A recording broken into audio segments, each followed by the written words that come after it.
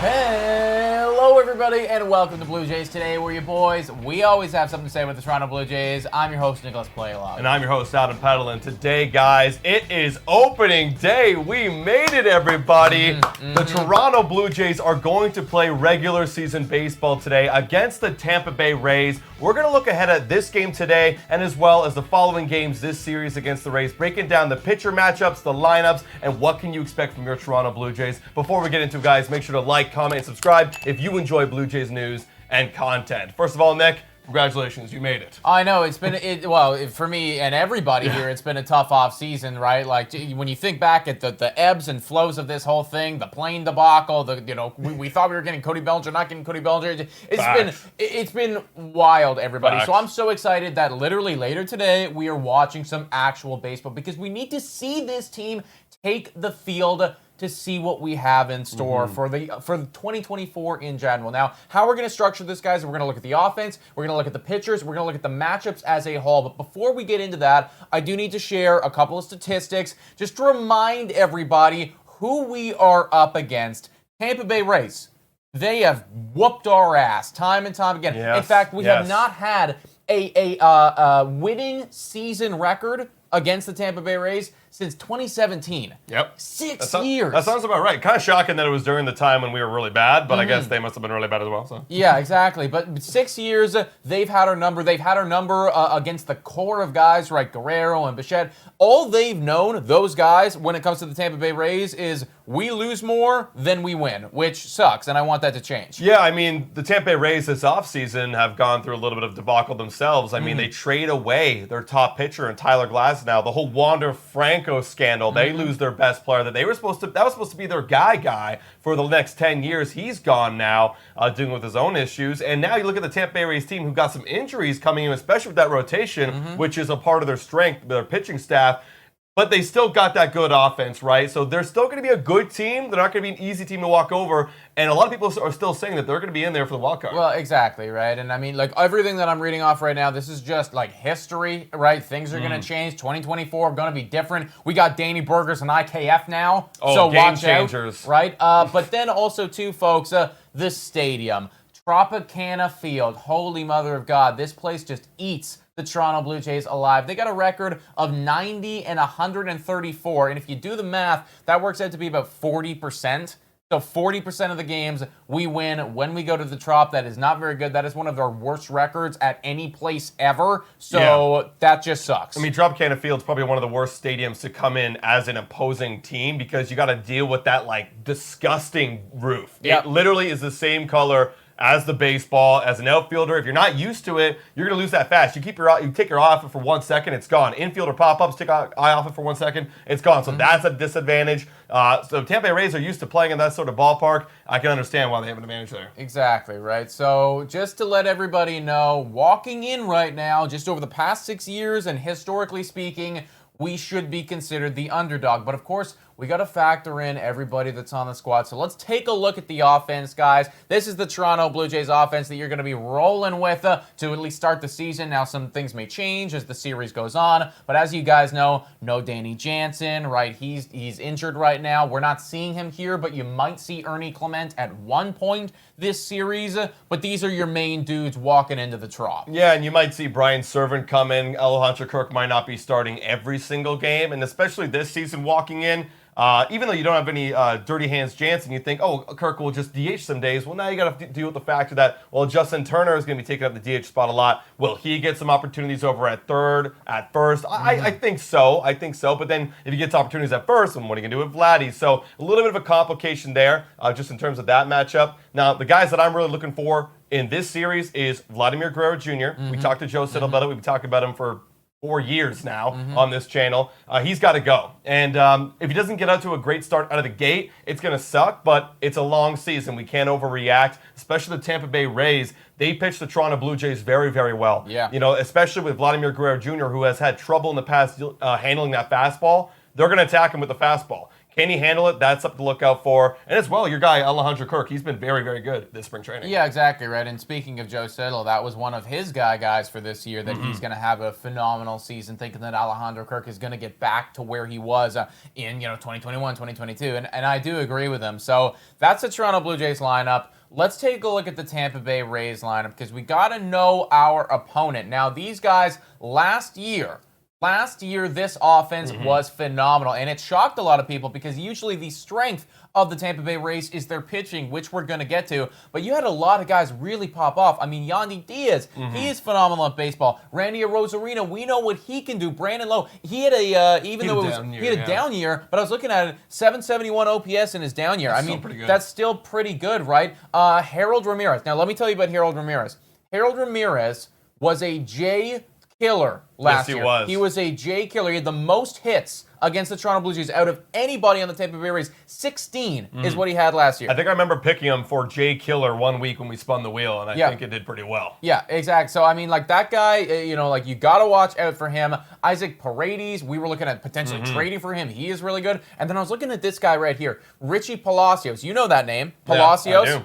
Josh Palacios, brother, he used to be a Toronto Blue Jay. Richie, he was on the St. Louis Cardinals last year. A very small sample size, but an OPS over 800 as well. So maybe there's something there. The bottom of the lineup does definitely fall off a little bit, but they have a lot of depth here, I think. Yeah, you got to be able, if you're the Toronto Blue Jays, to manage that top five. Like, that's going to be the toughest part. The bottom four is where you got to get your outs. That's where you got to have the clean, quick innings. You got to be able to split those guys up too. Maybe I don't know. You can't plan this kind of stuff, but the last thing you want to do is to have an inning where you go Yandy, Lowe, or Rosarino, or Rosarino, Ramirez, Paredes. You got to be able to get these guys out efficiently in this outing, because if you get beat up there, that's where you're going to lose. That top part of the lineup. Yeah, and again, folks, like, we cannot understate that these guys were really, really, really good last year. Now, I will say something that might make you feel a little bit more positive about the Toronto Blue Jays' chances here. Is last year I was looking at the guys that did the most damage to the Toronto Blue Jays. Now, Harold Ramirez was number one, but number two was Josh Lowe. Josh Lowe is starting on the IL this year. He's not going to be with the Tampa Bay Rays. He won't be there for that series. He had 14 hits against the Toronto Blue Jays. And then the third guy that beat us up was Wander Franco, and obviously he's not there as well. So out of their top three guys that did the most work against the Blue Jays last year, offensively speaking, they're missing two of them. Just something to note. Yeah, hey, look, you got to capitalize. Look, we're a little bit banged up too, especially on the pitching side of things, so we got to be able to capitalize on their offensive woes right now in terms of the injuries. Why don't we start right now, guys, and look at today's game. Game one, you've got Jose Barrios. Some people call him Barrios. When he first was traded here, people were telling us it was Barrios. People are now saying Barrios. So apologies if we mispronounce. Jose Barrios, he's going to go in game one against Zach Eflin, who was traded over to the Tampa Bay Rays, and he turned it around. Yeah. He really went from a middle four, low four ERA guy, and he went to the mid threes. I think he had a 3.50 ERA. He did, yeah. And he was phenomenal. So, and now he's the opening day starter. So that's going to be the key matchup there for the Toronto Blue Jays. What are you looking for right now in this game, Nick? Okay, well, I'll tell you right now, just career-wise, Zach Eflin, career against the Toronto Blue Jays, 5.64 ERA. Now, again, that's different. That's a different Eflin. Exactly. Yeah. You keep in mind, right? That's a different guy. There were other seasons in there, but he played against us last year too, and that was his best season. So those numbers will be factored in there as well. Now, Jose Barrios, slightly better against the Tampa Bay Rays in his career, 491. I look at this and I think to myself, and this is very basic analysis right here, but I think to myself, slight advantage Toronto Blue Jays. I like Jose Barrios a lot this year. I think that he is going to be in for a, I don't want to say it's a breakout season because the guy's already kind of broken out, but it's that taking that next step, going to the quote-unquote next level for Jose Barrios, and I do anticipate him to be really, really solid. Now, Zach Eflin, again, being a Tampa Bay Ray changes you, and they did change him last year. So I think it'll be a tough one for sure, but I do give the slight advantage to the Toronto Blue Jays starting pitching-wise. Even though we're looking for Jose Barrios to go to that #next level, last year against the Tampa Bay Rays in 2 starts, I mean, the guy dominated them. In 12 innings, he had a 1.50 ERA with a whip under 1. Now, granted, Tropicana Field, maybe it has different implications. Not exactly sure which of these 2 starts were in Tropicana Field. But I do think that Jose Burrios is going to have a much better outing this time around. I think back to 2022 when he got absolutely blown up at the Rogers Center on Game 1 against the Texas Rangers. I think that's going to be a different story this year. I mean, he's added the cutter. He's trying to get left-handers out. There's some good lefties in this lineup for the Tampa Bay Rays. He's got to be able to utilize that. That's what I'm looking for with Jose Burrios in this matchup. And Zach Eflin, I mean, if this means anything to you, I know spring training stats don't matter, but dude, 11 2/3 innings pitched.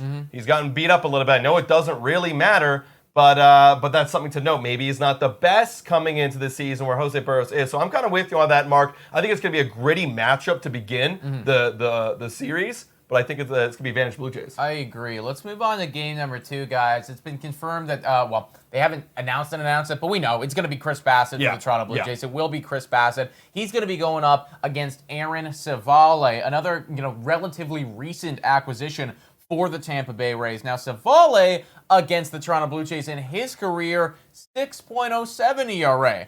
I like those numbers, whereas Chris Bassett against the Tampa Bay Rays, and Chris Bassett's definitely had some time against the Tampa Bay Rays. This is his career stats here, 2.51 ERA. And I know he was good last year, too. Yeah. I know he was good last year. Yeah, 2.77 ERA, 13 innings pitched. So him, like the top 2, Bassett and Burrios, I think that's a great 1-2 to start against the Tampa Bay Rays, especially with their depleted lineup. And something about Aaron Civale, another one of these project guys from another organization, Cleveland Guardians. They're known for getting a lot of good starting pitching, and he just really didn't click there. You could kind of see with his career with the Guardians. He had 3.77 ERA, but it was just kind of inconsistent. Now, they tried to experiment a little bit, bringing him over to Tampa Bay Rays. Wasn't really that great either. In 10 starts, he had a 5.36 ERA. Is he going to find it?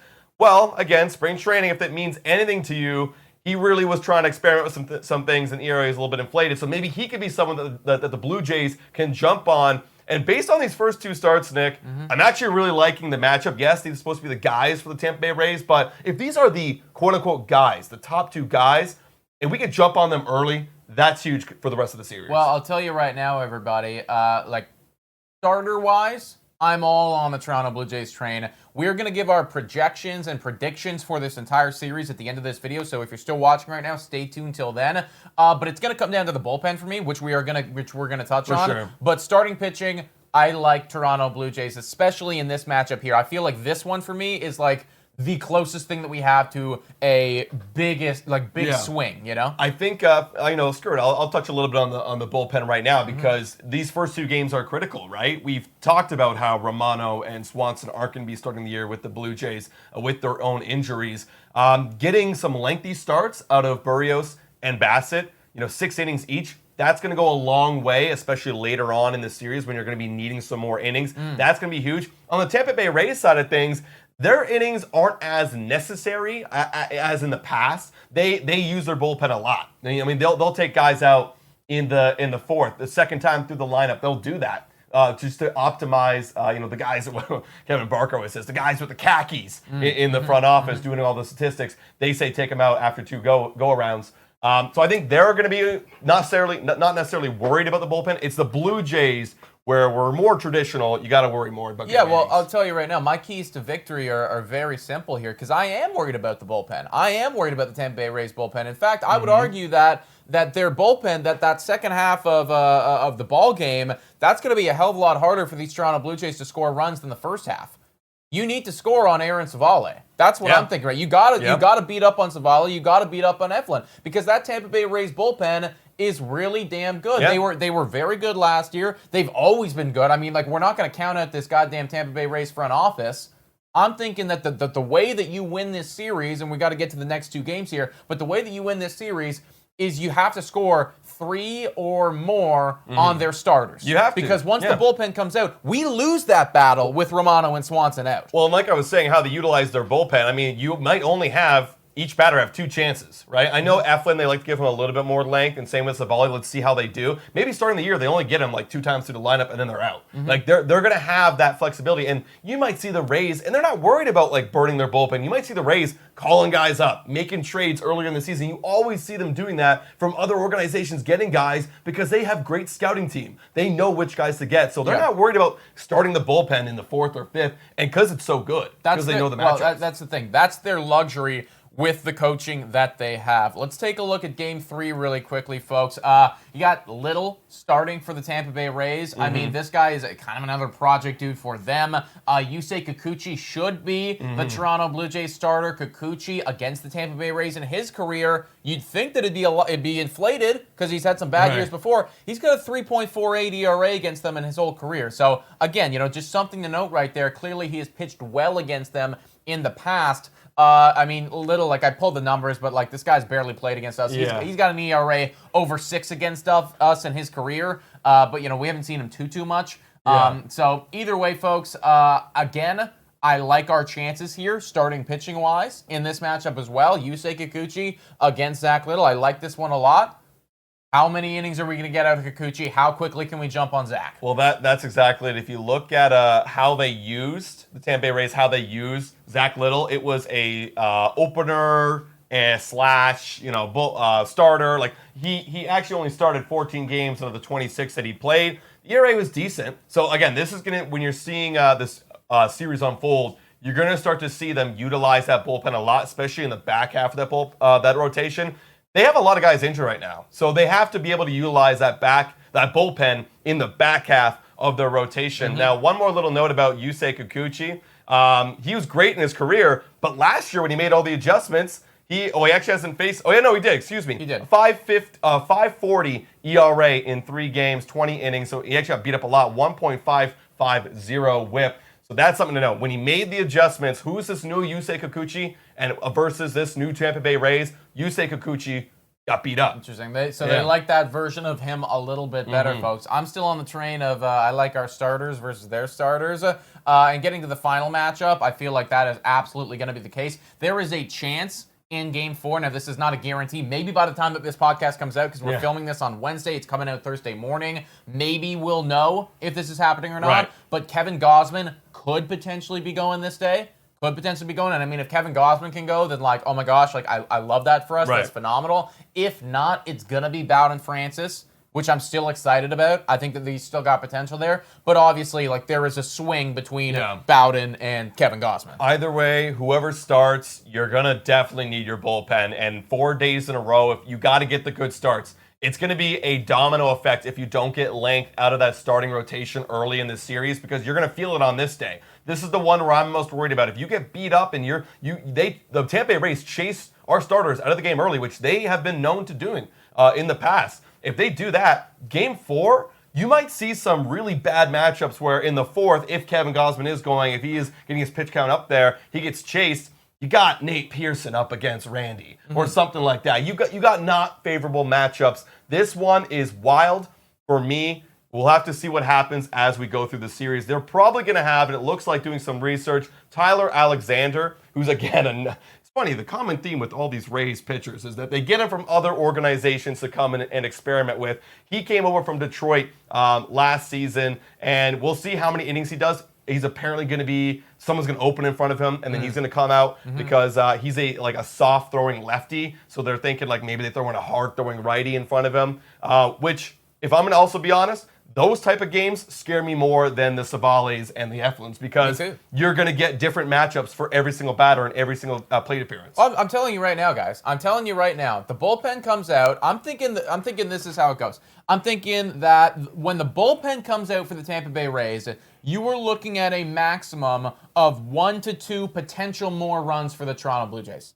That's what I see right there, which means that if you want to be winning these games, you got to score 3 to 4 off of their starter. I'm thinking that we have got to get on these guys early. We've got to get on them often in inning 1, 2, 3, 4. That is your time to strike. Because when they get into their, nerd khaki stuff, as Kevin Barker says, right? When they start doing that, we lose. I told you the historical stats before. We lose when they start doing that, and they get their matchups, and they bring these guys that you'd never heard of, who from whatever reason came from AAA, and now they have a 2.5 ERA. Right? How the fuck did that happen? It's Tampa Bay Rays baseball. They just say throw sliders. That's it. That's it. And the same thing I talked about with Vladdy earlier in the show. They're just going to pump him with fastballs. I would bet he gets 80% fastballs in this series. I could see Up that. and in. 80%. I could see that. Yeah. It does, like, that's how you get him out. Because why would they do anything different? That's the thing. He's got to prove that he can annihilate that thing, and if he can do that in this series, then great. We are getting to Eflin, and we are getting to Savali, and we are getting to Little, right? We're capable of doing that.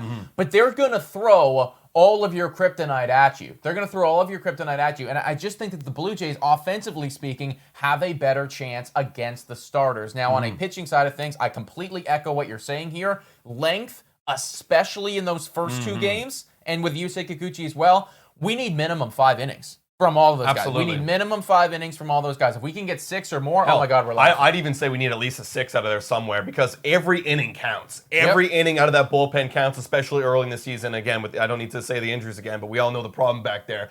If we can get 6-6 from Berrios and Bassett, we are laughing. Yeah, because think about it this way, guys. We just, it looks like we're bringing up Wes Parsons. Yeah. These are the people that are going to have to be filling in for Romano and Eric Swanson. And I mean, no disrespect to Wes Parsons, but he is not Jordan Romano or Eric Swanson in any capacity.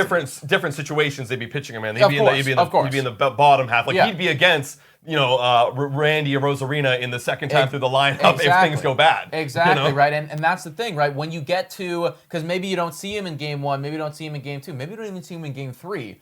But in game 4, after, Yusei Kikuchi had to leave in the 4th, and, Chris Bassett was only capable of giving you 5, or whatever the situation is, that's when, oh shit, we're forced to play Wes Parsons in the 4th inning now in a tight ball game. We don't want to do that. And then, what do you know? There's a 3-run jack. Now we're down. We can't play from behind against the Tampa Bay Rays. Or it's Wes Parsons. It's here's 3 walks in a row, and not shouting and disrespect to Wes Parsons, but literally, dude walks like a crap. Yeah, exactly. And I mean, like, we're just picking on him right now, but that's because we don't have necessarily that depth in the bullpen like we normally would. So that is the breakdown, everybody. I think starters, we got the advantage. Yep. I think offensively speaking, it's pretty close. It's pretty close, especially considering no Wander Franco, no Josh Lowe. Those guys annihilated us last year, so very, very close.